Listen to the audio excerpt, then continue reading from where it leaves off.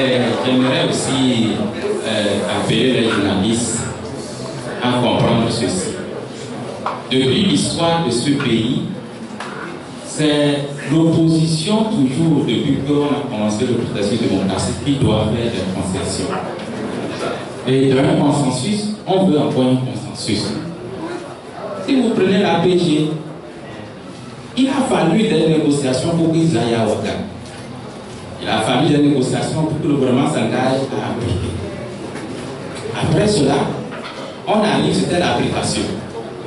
Mais ici, est-ce que le gouvernement avait besoin nécessairement d'un avis de l'opposition pour la limitation des mandats en 2006? Non. Aujourd'hui, cette question ne se poserait même pas.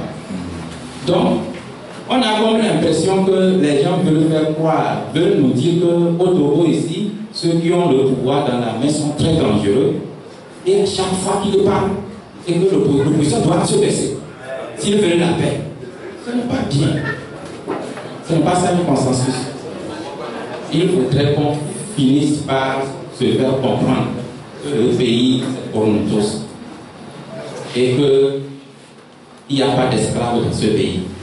Et comme il n'y a pas d'esclaves, nous allons tous raisonner et faire en sorte que tout évolue. Si c'est dans ce sens que le pouvoir devrait comprendre, je pense que les choses devraient partir.